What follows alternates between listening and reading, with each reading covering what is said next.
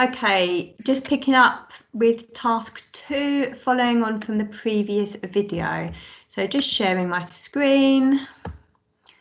So you can see task 2 here. So task 2 will always be on company car benefits, 8 marks. So 8% of the tax exam, company cars. So time very well spent knowing inside out the rules surrounding company car benefits. So here we have information for Chris and Sam. So number of months available, date of registration, fuel, emissions, cost and list price. Of course, we're only interested in the list price. Employee contribution. So we know that that's capped at 5,000 and is deducted from the list price. Employee contribution to the use of car. So we've got nothing there, but if we did, we know that that would be subtracted from the benefit, sort of the end calculation. Private fuel provided. So we know that that becomes a benefit even if there was some contribution towards the cost of the private fuel, unless of course the person has reimbursed it fully and then there's no benefit. So quite a lot going on here, which is good, so we can demonstrate our knowledge. You've got your click on information, so their car benefit percentages. I'm going to need that information. So let's go down to the question. It basically says, so let's get rid of it for a minute, complete the following table to show the scale charge percentage, the taxable benefit on the car and the taxable benefit on the fuel for Sam. Right, so let's start with the percentages. So as I said, we're going to need this reference material. Incidentally, I did notice that in the Kaplan reproduction of this, in the early pages of the textbook, the P pages, if you like, there is a typo. In the book it says 20 to 39 here, and it should be 30 to 39. But hopefully if you're using this, it won't matter. Right, so percentage for Chris then. So he's got a hybrid car, 20 miles and emissions of 40. So emissions are between 1 and 50, so it's then interesting to know what the range is. The range is 20, so that's less than 30. So therefore I'm picking up 12 as the percentage from this table. I then have to consider whether I have to add on 2%. So was it registered pre 6th of April 2020? No. So I do not add 2%, and it's not a diesel engine, so I don't have to worry about the 4. So the answer for the first guy is going to be 12%, just read from that table. For Sam, so he's got a diesel, so let's just get that table back up again. So a diesel meets the RDE2 standard, so notice the note at the bottom there, the additional 4% will not apply to diesel cars registered after the 1st of September 17 and which meet the RDE2 standards. So we're not going to be adding 4%.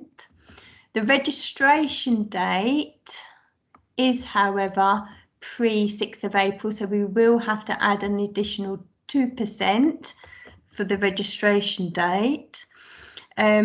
So the emissions are 157, so it's 14 plus 1% for every 5 above 55. So method here is to round down the 157 to the nearest 5.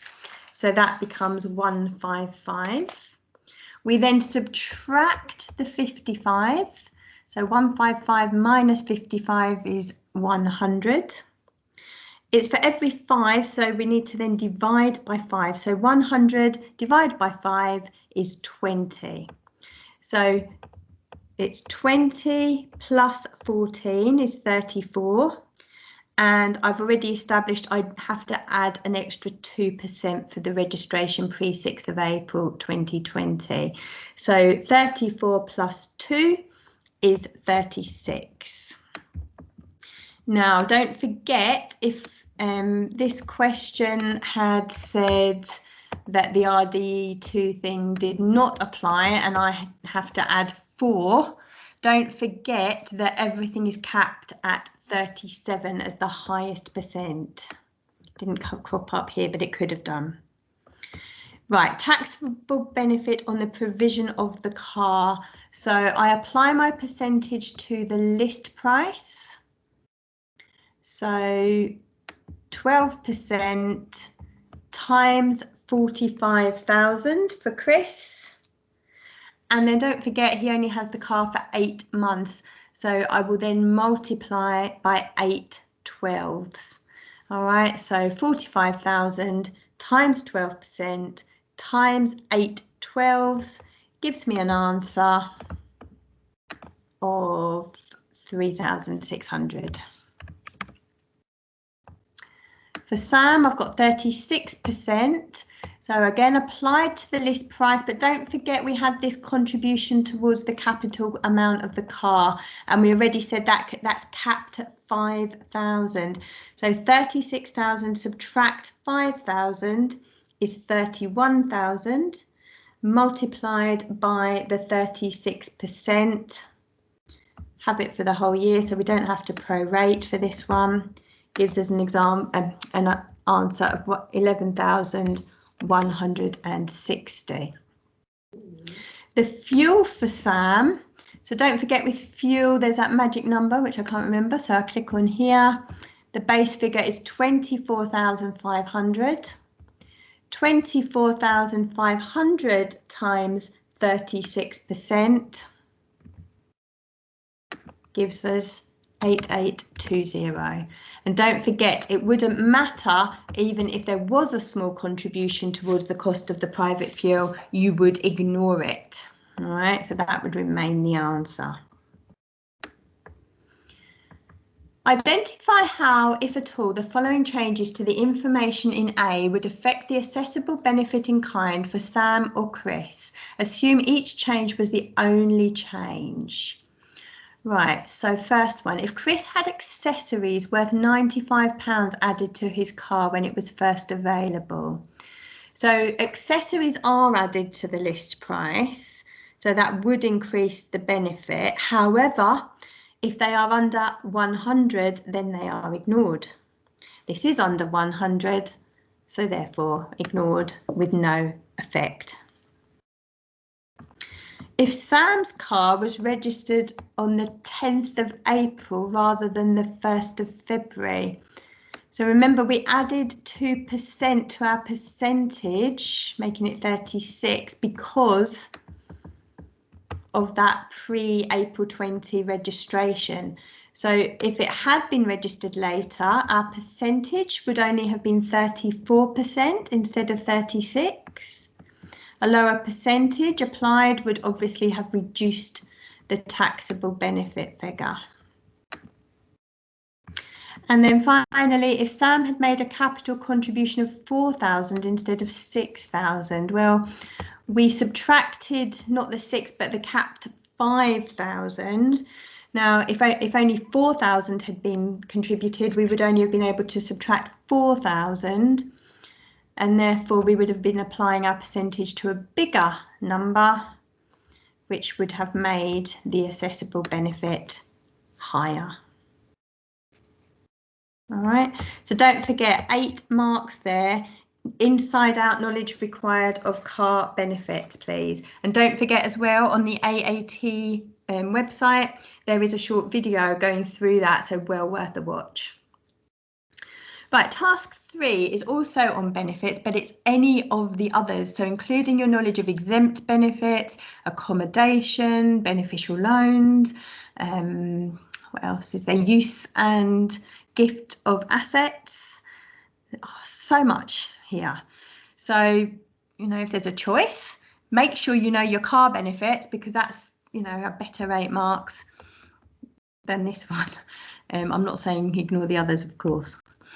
Right, so Jules moved into a house provided by Clark Limited on the 1st of August 15, when its market value was 320,650. The house cost Clark 236,250 in January 2010. Annual values given and contribution towards the cost or use of the house is given. Right, so it is an expensive house because it cost more than 75,000. So there's going to be three components to this calculation. There's going to be the annual value as a starting point. We're then going to have to do a calculation of the expensive bit, which we will add on. And then we're going to have to subtract the contribution, which was 500 times 12, which is 6,000.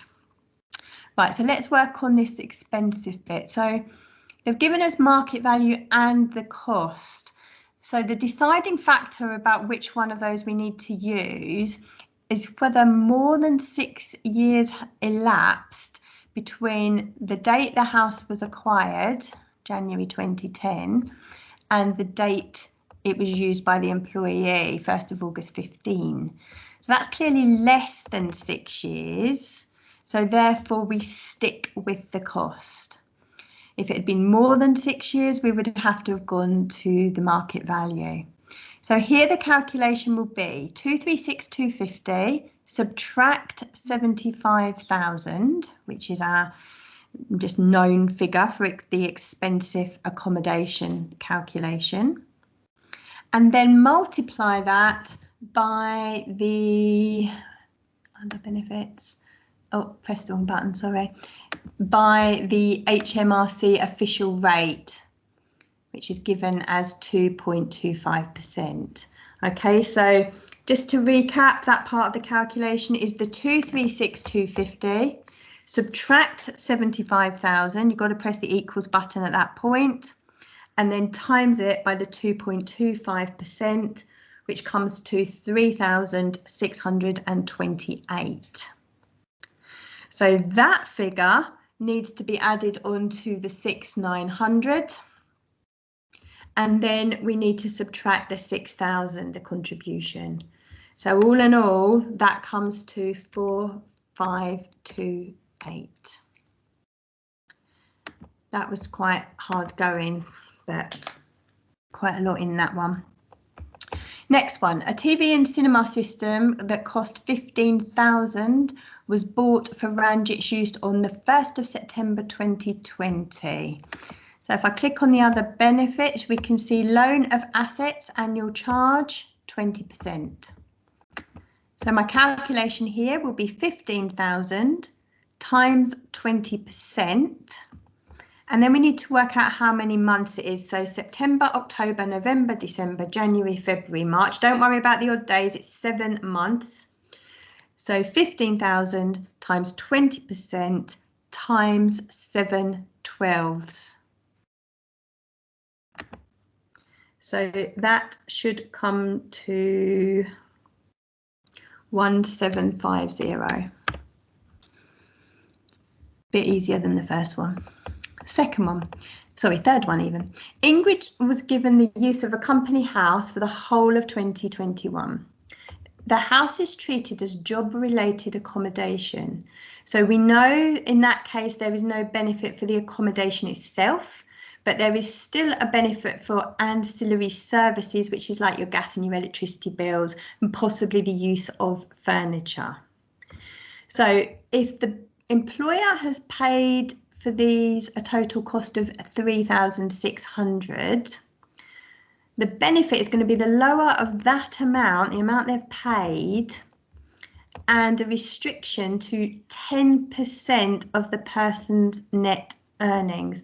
So 10% of 3,400 is clearly 3,340, which is lower than 3,600, and therefore it is that lower amount that will be the assessed benefit in kind.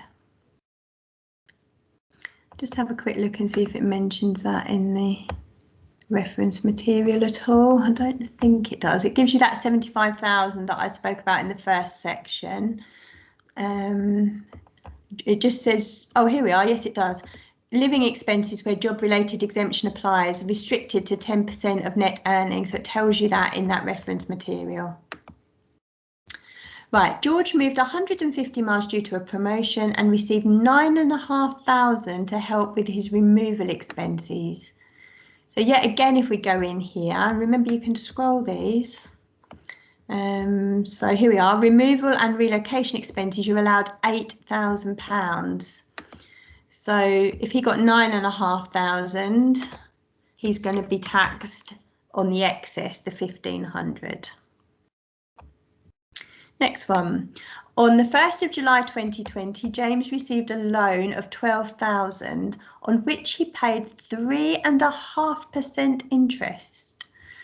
Right, so I'm thinking it's partway through the year, there's a loan that exceeds 10,000, so that triggers my beneficial loan interest calculation. Beneficial loan interest is where you're either paying a reduced rate of interest or no interest at all. Reduced being lower than the HMRC official rate, which we know is 2.25%. So this is a trick question. They're paying more interest. So it's not a beneficial loan, it's a normal loan. So there is no benefit.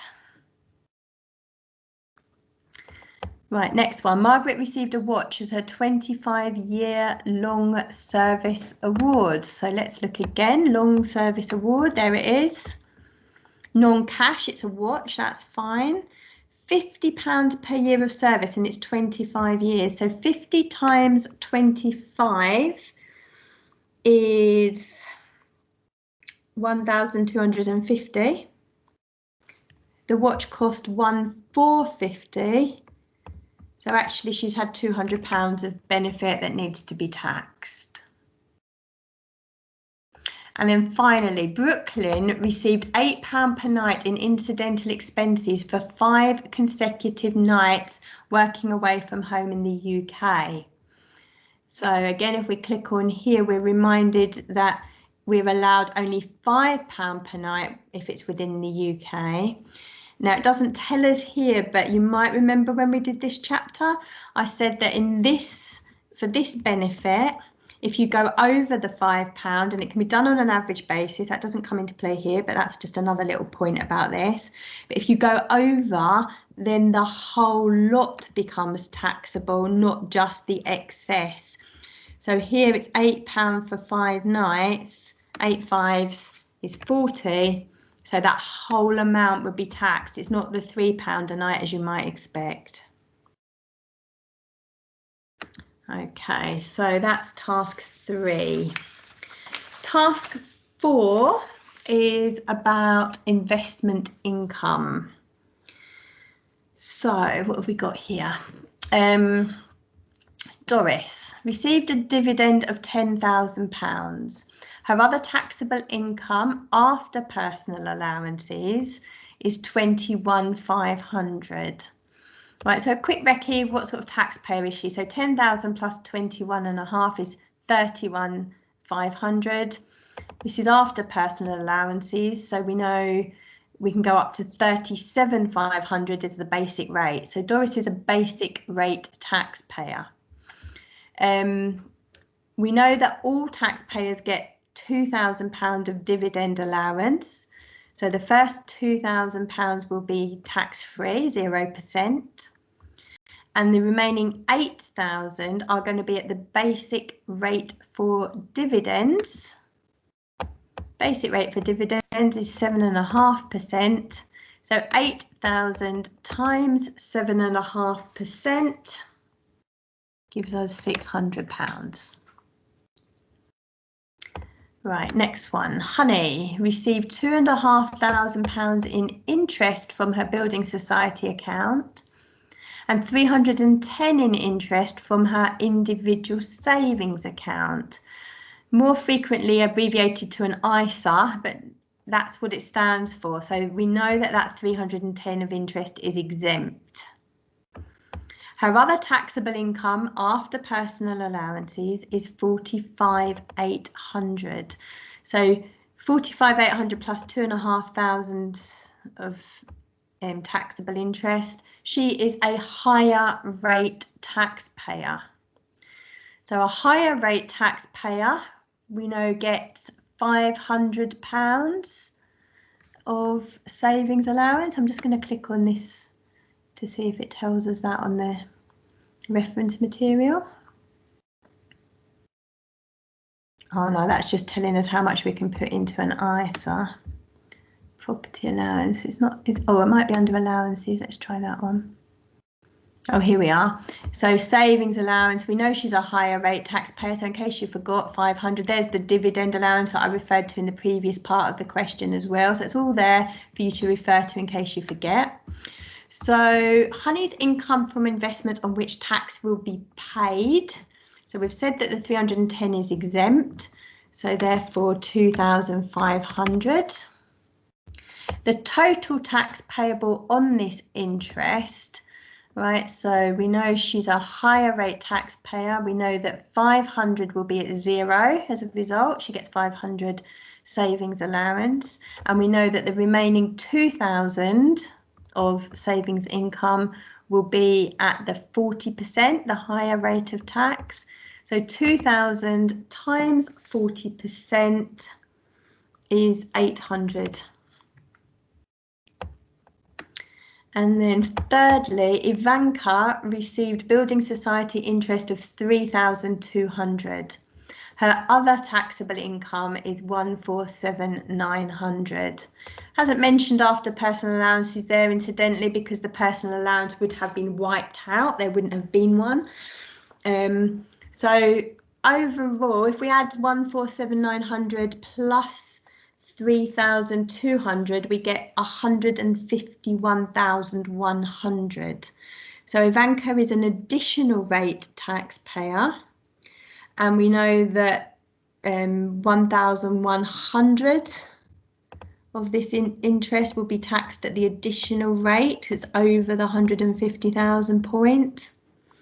And therefore the rest of it, 2,100, will be at the higher rate of tax, the 40%. So let's have a look. Ivanka's income from investment on which tax will be paid is the full whack. So she's an additional rate taxpayer. She will have no savings allowance. The total tax payable on this interest. So remember we said it kind of straddles the 150,000 band. So I would do 150,000 subtract 147,900 gives me 2,100 at 40%. And then the remaining 1,100 will be at 45%. So 2,100 at 40% gives us 840. 1,100 at 45% gives us 495. Add the two together, we get 1,335. Okay, moving on to task 5. Task 5 is on property income. I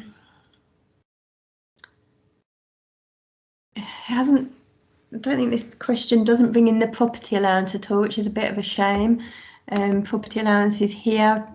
The £1,000 rule, you might remember about if your expenses are less than that, you can take off the full 1,000. And there was an example in the notes where we did sort of all 4 different scenarios. It is mentioned in the examiner's report. I don't know if it's in the second AAT practice paper, but you know, definitely revisit that. It doesn't come up in this task. Right, Sam owns and rents out 3 properties. Sam will make elections as appropriate to minimise taxable income. We know that the default for property income is the cash basis. So let's see what we've got here. So we've been asked for taxable rent and allowable expenses. So Green Cottage let from the 8th of June for the remainder of the tax year. Rent was paid the same date each month starting on the 8th of June. Right, so they will get the 8th of June, July, August, September, October, November, December, January, February, March, the 8th of March.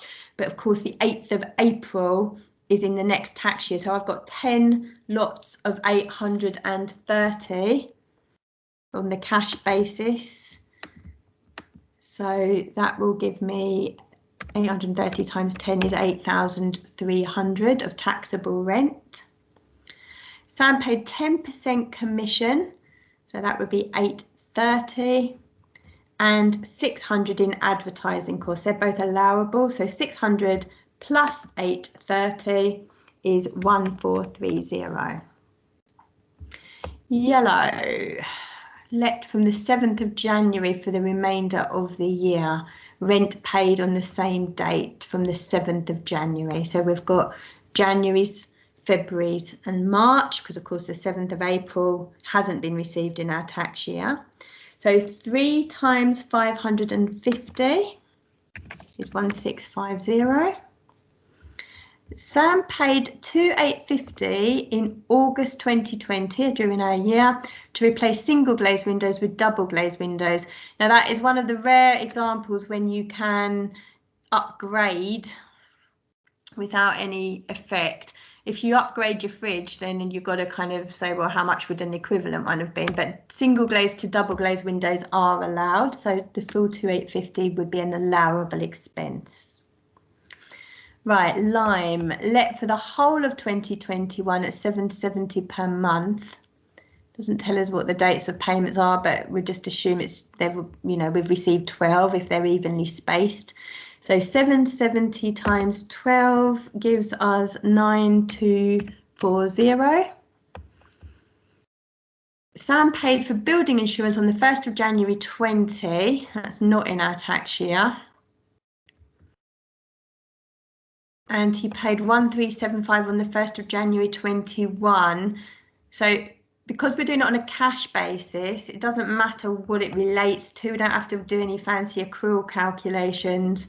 It will just be the amount that was paid during our year, which is 1375, that would be allowable.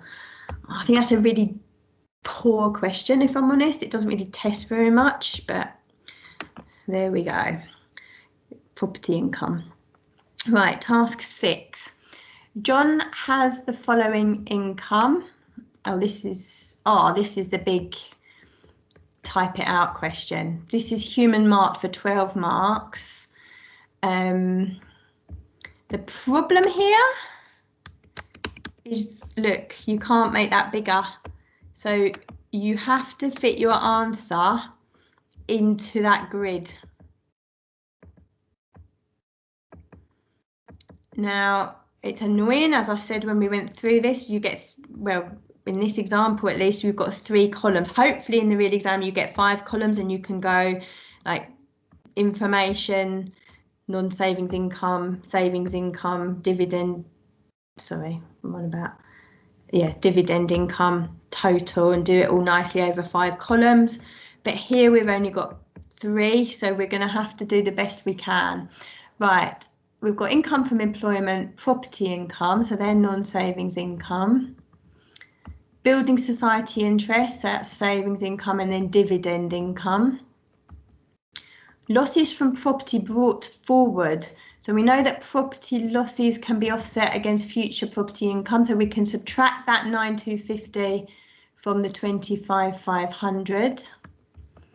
And we've got a payment of 224 per month into a private pension scheme. So potential issues here, just a quick, before I even add that up, I can see the total is going to be over 100,000. So immediately I'm thinking, oh, my personal allowance is going to have to be reduced.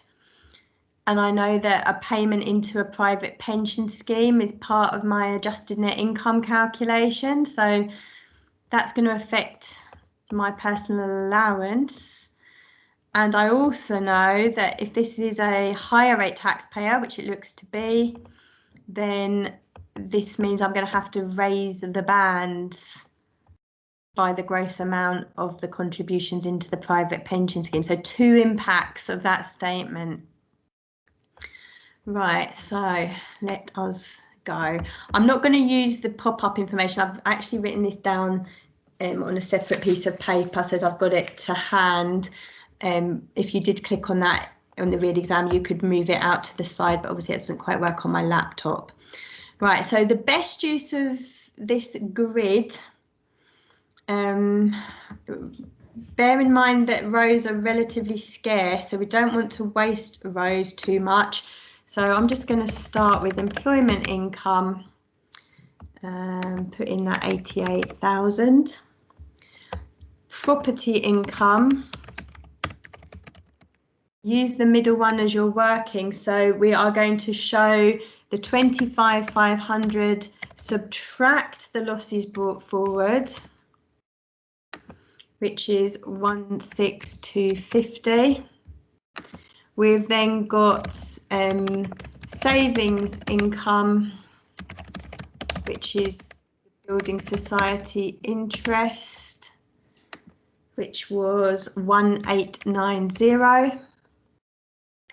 And then we've got our dividend income, which is 4,200. Right, so hopefully I've got enough room to add those up, which is 110,340. So that is my total income. And then I am going to deduct my personal allowance. Now, I don't know if I'm going to have enough. It's quite a big calculation to do for personal allowance, but have I realistically got room to do it down there? I don't know. So I'm going to try to show a working here. So my personal allowance, so I need my adjusted net income. So 110,340, but subtract 12 times the, what is it? I haven't written it down here, sorry. 12 times 224, but that's the net amount. So that has to be divided by 80 and times by 100. So that's quite messy, that working. Let me see what that gives me. So I'm going to do 224 divide by 80 times 100. So 280 is actually the grossed up amount, and then times that by 12. So that all comes to 3,360, what's in that bracket. And then subtract that from the 110,340 gives me 106,980. Right, so I'm just kind of making a note of that because I'm just mindful of how much working I can put in here. So I've got 106,980 as the answer to all of that. I don't think it would, no, it won't let me extend each box either. So I'm looking for the difference between that calculation, let's put all of that in brackets, minus 100,000. And then divide it by 2. So I've got 106,980. If I subtract 100,000, I get 6,980. And then if I divide that by 2, I've got 3,490. Right, and it's that 3,490 that has to be subtracted from the starting point of the personal allowance. So the starting point for a personal allowance is 12,500. We are going to subtract what's in there, which I've just worked out to be 3,490. So I think if I show that working, that works out to be correct. So I'm going to subtract my 3,490 from my 12,500, which gives me a personal allowance of 9,010. And I have shown the examiner the best I can in that limited space how I've worked that out.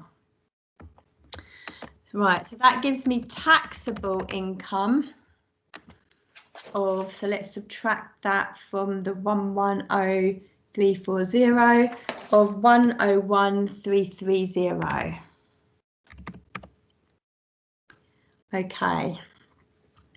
Right, so then I've got that much space left. That looks like a reasonable amount of space. I'm going to leave a gap, live dangerously. And then I'm going to start by calculating the tax on my non-savings income. So don't forget, I've got to raise the bands.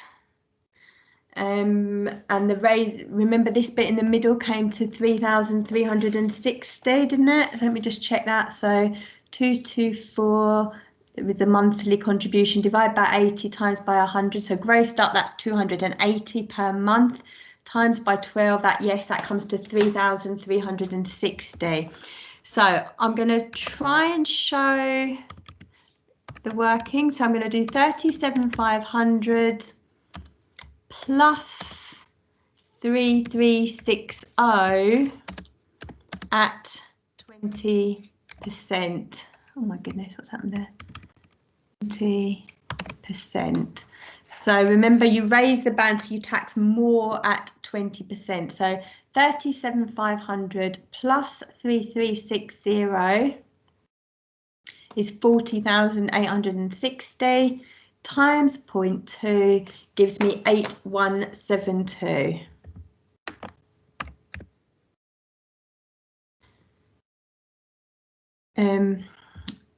Right, how do I know that I haven't gone over? Well, my employment income alone was 88,000, so I didn't stop to say this, but I knew that I was going into the higher rate with my non-savings income.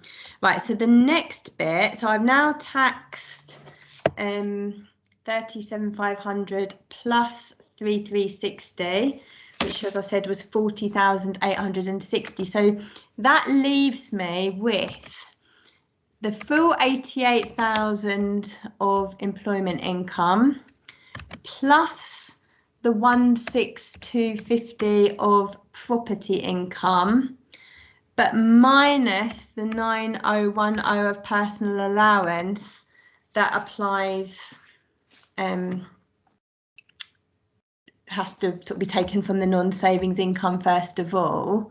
Yeah, so do you see what I've done there? So I've done the 88,000 plus the property income minus that. So that's the full amount that I want to tax minus the 40,860 that I have just taxed at 20% up here. Right, so let's just do some workings and let's put in an extra bracket so that it makes a bit more sense. And all of that is going to be taxed at 40%. Right, so let's see what we've got here. So 88,000 plus 16,250 minus the 9,010. So that comes to 95,240 altogether of non-savings income. I subtract the 40,860 I've already done at 20%, which leaves me with 54,380 that I'm going to tax at 40%, which gives me 21,752. All right. So I then come to my, well, let's just work out what that comes to all together then. So I've now taxed all of my savings income. So I should have written down what that came to. 88,000 plus 16,250 minus 9,010. So at that point, I have taxed £95,240 altogether. That is my non-savings income. Right, so then I'm going to tax, then I'm going to tax my savings income. So my savings income is 1890. So my first question is, do I have any savings allowance? What sort of taxpayer am I? If I've got taxable income of 101330, I am a higher rate taxpayer. So therefore I get £500 of savings allowance at 0%. and then the remainder of my savings income, so 1890 subtract 500, so that's 1390. That needs to be, remember I'm already in my 40% bracket, so that will be at 40%. So let's work that out. 1890 subtract 500 is 1390, times 0.4 comes to 556. Okay, so I know I'm not going to go over the additional rates, so I kind of don't really need to do that subheading, or subtotal rather. So dividend income, I've got 4,200. So we know that we get £2,000 dividend allowance, which is at 0%. And then the remainder, which is 4,200, subtract 2,000, so 2,200. Now don't fall into the trap, the dividend higher rate, you could click the button if you want, but I can remember it's 32.5%.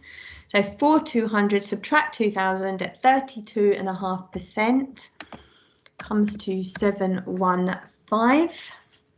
So then what we do is we just simply add up all of this lot.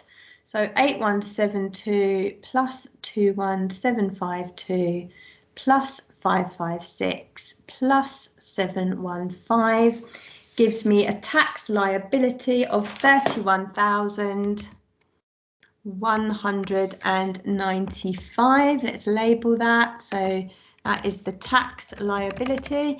Remember, if they told you that any amount had been deducted at source, maybe PAYE, then you would minus that to give tax payable. Now, as it happens, I didn't have to be quite so skimpy with my rows. But I don't think I've done a bad job of showing the examiner my workings. I don't know, you might beg to differ. Do have a look at theirs to see. I suspect it's largely the same.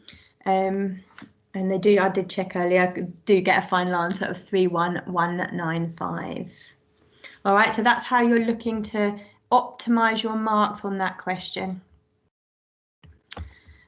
Right, task 7. So this is your NIC question or task. So it's only worth 4 marks altogether. So don't get too bogged down in it. So complete the following sentences. Johnny is one of Rupinder's employees. He is 49 years old and not an apprentice. I think that's just because apprentices don't have to pay national insurance. There's no upper age limit on an apprenticeship, by the way, either. During 2021, Johnny received a gross salary of 58,000 and total benefits in kind of 6,850. So my class 1 national insurance will apply to the 58,000. Whereas my class 1A will apply to the 6,850. Class 1, we have employee contributions by Johnny, and then we have employer contributions from the employer. Right, so it tells you what the rates are in the reference material. So nice in this question, there's no twists about it being a director. And it's told you annual figure, so you don't have to start dividing and working it out on a monthly basis or a weekly basis or anything like that. So 58,000, so the first 9,500, nothing. Between 50 and, oh sorry, I'm doing 50,000, subtract 9,500 at 12%. So that gives you 4,860. Yeah, 50,000 take away 9,500 equals, and then multiply that by 12% gives you 4,860. And then the excess over 50,000, which here is 8,000, will be at 2%. So 8,000 at 2% is 160. 160 added to the 4,860 gives an answer of £5,020. Class 1 for the employer. So the first 8788 is 0, and then everything else at 13.8%. So we're going to do 58,000 subtract 8788 equals, and then times that by 13.8%, which gives us 6791. And then the class 1A, so that is going to be on the benefits. So 6850, 13.8% of 6850 is 945.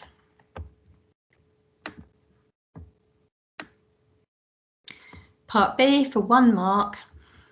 Albi's only employees are Bart and Sonny. Right, whenever it mentions a single employee or just 2 employees, immediately I'm thinking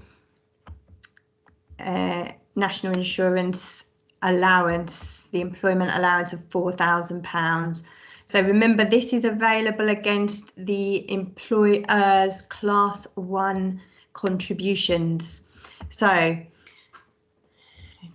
class 1 national insurance contributions are 140 plus 6129 altogether. So if you add those 2 figures together, you get a big number that I haven't written down. So 140 plus 6129. Now I can't even press the buttons on my calculator. So that gives us 6269. We're allowed £4,000 of allowance. So that leaves a bill of 2,269. You only take off the 4,000 if it's asking you what the total employer contributions paid by the employer are going to be, not if it's asking for the class 1 insurance contributions in respect of one person's earnings. You would not take the 4,000 away there because you don't know if Johnny is the only employee or not. Okay. Right, task 1.8, quite a challenging task about tax planning. I will probably cut this video after this one because then we come on to capital gains and inheritance tax, which is very separate. But let's have a look at this one just before I finish. So identify whether the following statements are true or false. So this is bringing everything together from a tax planning point of view. Henry has always wanted to invest in shares, but he does not own any. He's just won £4,000, so he decides to invest this win in an ISA. Henry currently has no investments in ISAs. You can invest up to 20,000 in an ISA, so 4,000 will be absolutely fine, and anything he makes from it will be exempt. Doesn't matter if it's a cash ISA generating interest or a share ISA generating gains on the shares or dividends or dividends. No income tax implications. True. The fact he won it in a lottery is irrelevant. It's just his money. It's the fact it's an ISA that makes it tax-free. Second one, George is a basic rate taxpayer. He earns £300 in interest from a building society account, which has £1,500 invested. God, that's good. This is his only investment income. Full stop. Investing the whole £1,500 in shares to earn £300 of dividends would result in his tax liability remaining the same. Right, so we've got to think about our allowances here. So if he's a basic rate taxpayer, that means he would have £1,000 of savings allowance. So if he's only getting £300 of interest, it would all be at 0 because it's under the £1,000 saving allowance amount. If he switched that to shares and had £300 of dividends, it would also be tax-free because everyone gets £2,000 of free dividends. So his tax liability would remain the same. Right, third one. Sam has an annual salary of 60,000 and she does not currently pay into a pension scheme. She has the choice between paying £500 per month into an occupational pension scheme or £500 into a private pension scheme. There is no difference to Sam's total tax liability, irrespective of which pension she pays into. Right, so if she puts £500 into an occupational pension scheme, then that amount that's sort of being paid would be deducted at source from her employment income and would reduce the amount that she pays tax on. So she would effectively save, if she's a basic rate, oh no, she's a higher rate taxpayer, so she would save 40% of 500.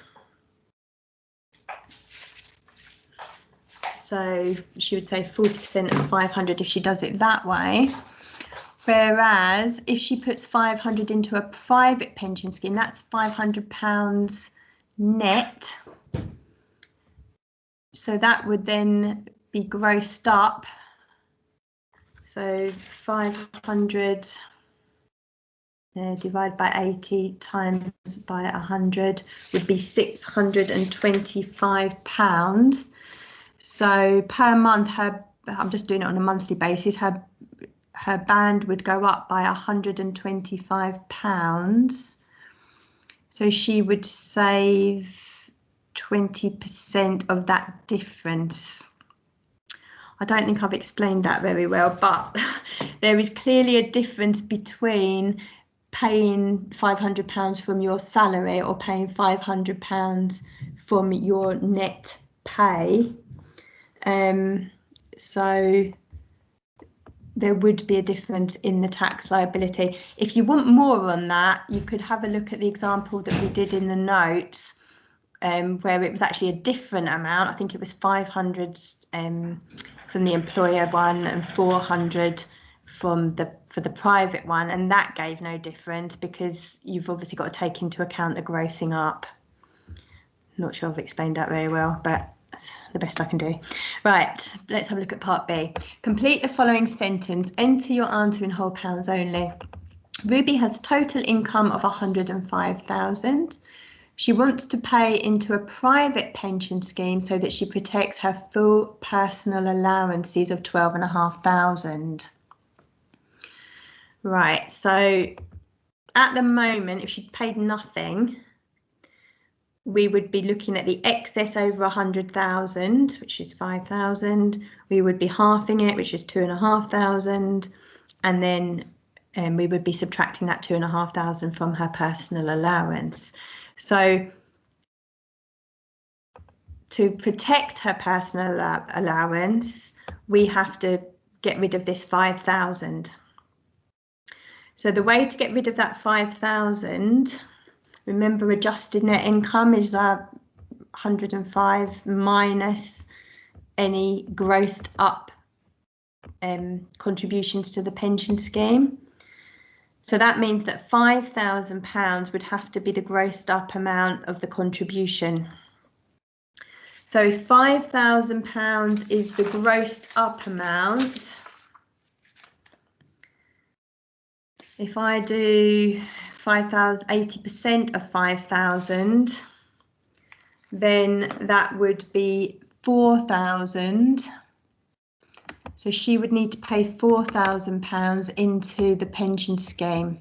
Now, if we start with that, we can check it back. So if I do write 4,000 grossed up, 4,000 divided by 80 times by 100 would give me 5,000. 105,000 minus 5,000, adjusted net income is therefore 100,000. It's bang on, so there will be no impact on the personal allowance. Right, so you're working backwards.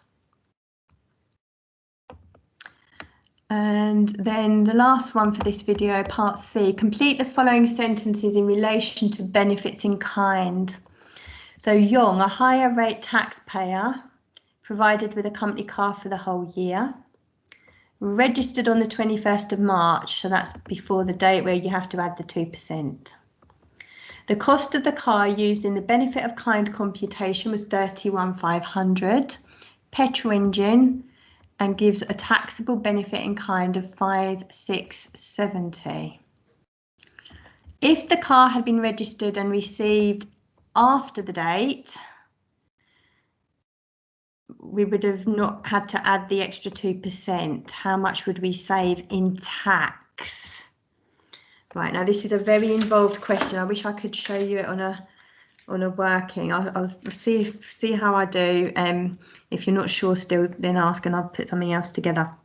So the way I tackled this is I started off by saying unknown percentage times the 31,500 equals 5,670.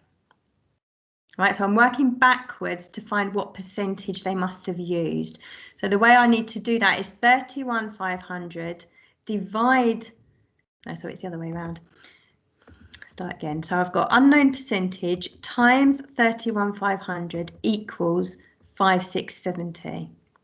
So then if I divide both sides by the 31,500, I have 5,670 divide by 31,500 equals my unknown percentage. And that unknown percentage, therefore, must be 18%. All right, so just to recap what I did, 5,670 divide by 31,500 gives me 0.18 in my calculator, which is obviously 18%. So remember, if I register the car later, I wouldn't have had to add 2% to my percentage. So therefore, my percentage would have become 16%.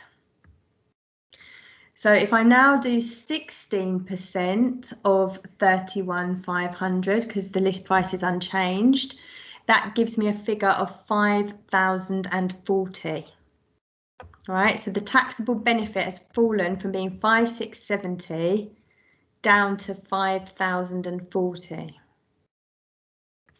Right, so that is a difference. 5,670 subtract 5,040. That is a difference of £630. But that's not what the question's asking me. It's asking me how much tax would be saved. And we know that Young is a higher rate taxpayer.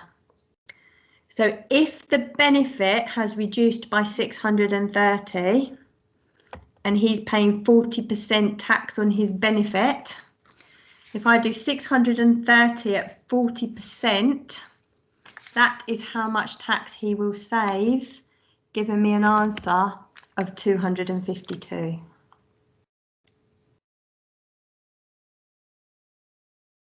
Yuck.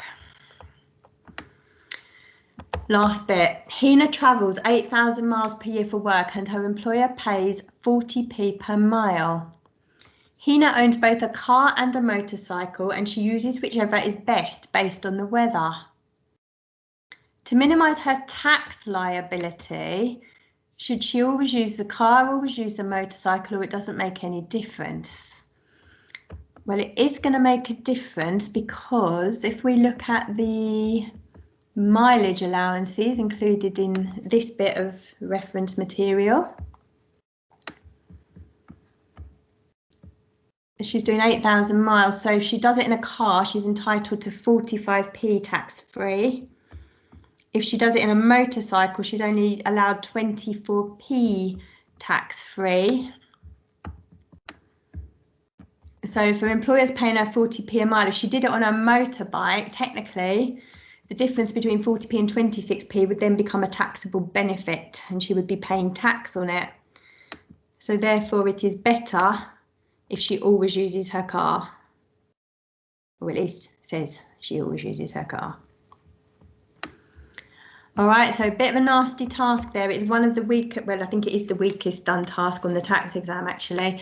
Task 8 there, a lot of thinking involved from the tax planning implications and really test your understanding.